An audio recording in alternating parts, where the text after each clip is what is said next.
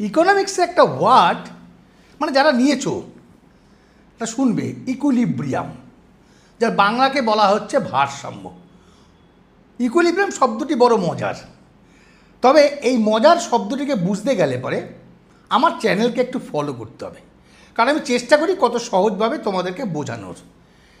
এই যে consumer equilibrium মানে ক্রেতার ভারসাম্য বা ভোক্তার ভারসাম্য, তার মানে একজন ভোক্তার কাছে দুটো দ্রব্যের দাম আর ইনকাম দেওয়া আছে, দ্যাট ইজ লিমিটেড।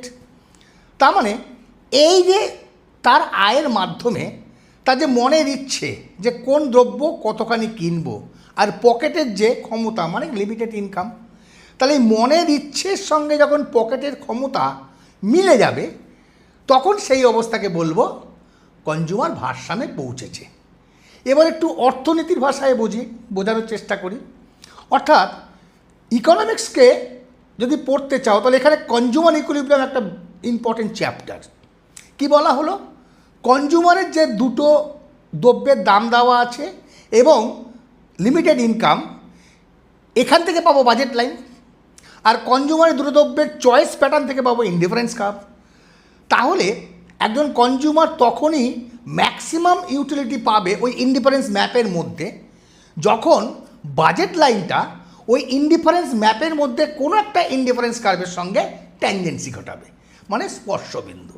তাহলে স্পর্শবিন্দু বা ট্যানজেন্সি পয়েন্টটাই হবে ইকুইলিব্রিয়াম পয়েন্ট, কারণ ওই বিন্দুটাই সবচেয়ে বেশি আমার স্যাটিসফ্যাকশান দিচ্ছে as per the budget constraint.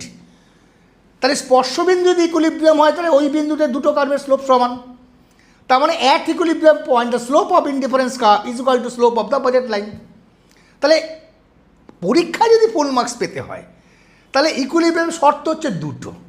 এক হচ্ছে ট্যানজেন্সি পয়েন্টে ইকুইলিব্রিয়াম হতেই হবে, এবং ওটা হওয়ার জন্য ইকুইলিব্রিয়াম অবস্থায়, কনজিউমারের ইকুইলিব্রিয়াম অবস্থায় ইনডিফারেন্স কার্ভের স্লোপ আর বাজেট লাইনের স্লোপ পরস্পর সমান হবে। দুই, ইনডিফারেন্স কার্ভকে অবশ্যই মূল বিন্দুর দিকে উত্তল হতে হবে। যদি মূল বিন্দুর দিকে উত্তল না হয়, অবতল হয়, কনকেভ হয়, তাহলে কিন্তু আবার ট্যানজেন্সি পয়েন্টটা ইকুইলিব্রিয়ামে হিসাবে বিবেচিত হবে না।